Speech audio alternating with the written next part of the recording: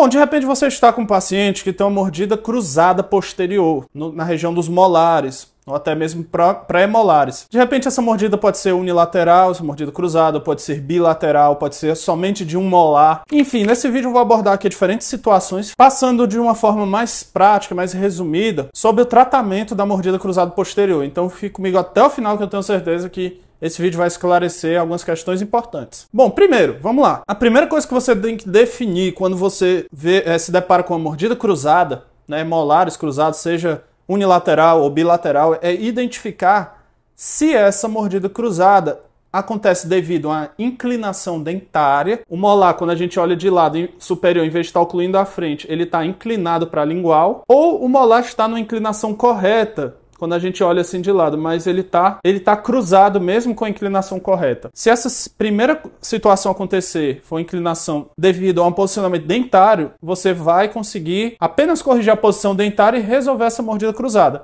Agora, se a segunda situação ocorrer, esse molar já está com uma leve inclinação vestibular quando a gente olha aqui de lado, mas ele está cruzado, você não vai poder inclinar ainda mais o molar superior, porque senão não vai haver um encaixe correto. Aí, muito provavelmente, você está diante de um problema esquelético. De repente, é um palato que está atrésico. Então, a primeira coisa que você tem que definir é se o problema está no dente ou no formato do palato. E uma pista muito interessante que você vai ter, né, é analisar a foto oclusal do seu paciente. Você vê o formato desse palato, analisar os modelos. E aí se pergunte se esse palato ele tem um formato oval, um formato circular, ou ele tem um formato mais fechado, mais contraído, mais triangular. Caso ele tenha um formato mais contraído, mais fechado, você vai ter que fazer uma disjunção, né? Uma expansão esquelética para você corrigir essa mordida cruzada. E aí, quando nós falamos de disjunção, existe uma forma de você disjuntar, tanto faz se o paciente é um paciente na fase da infância, ali por volta dos 5, 6 anos, 10 anos, ou se já é um paciente adulto. No caso das crianças, é interessante utilizar um aparelho de Hyrax, que o aparelho de Hyrax ele vai transmitir uma força apoiando-se em dente, mas uma força que é direcionada para a sutura palatino-mediana.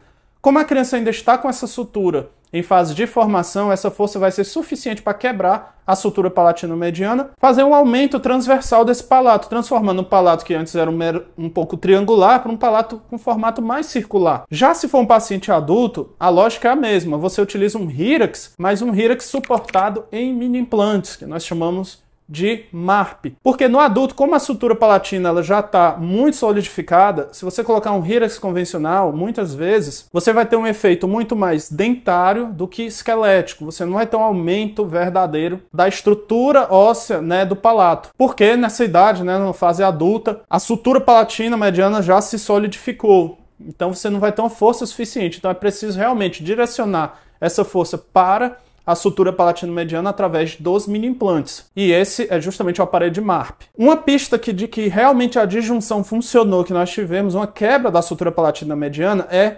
o aparecimento do diastema entre os incisivos superiores. Você precisa observar um diastema bem significativo. Isso quer dizer que houve, né, uma expansão verdadeira e não uma inclinação vestibular dos molares. Em que momento essa disjunção deve ser realizada? Bom, a gente sempre deve seguir uma sequência de tratamento e a gente sabe que a correção dos problemas transversais deve vir logo no início do tratamento.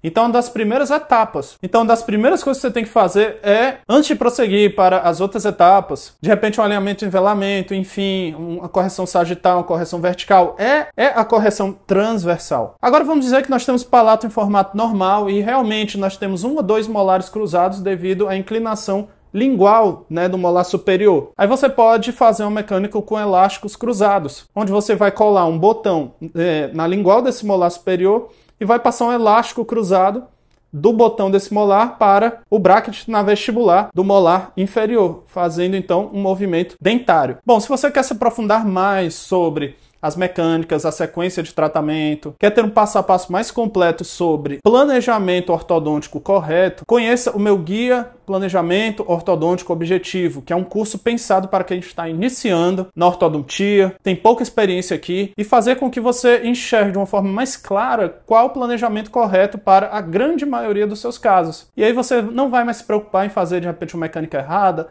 tratar um paciente com a mecânica que deveria ser usada só depois. Enfim, essas dúvidas, né? Eu tenho certeza que através desse curso você vai esclarecer essas dúvidas. Então, para saber mais, né?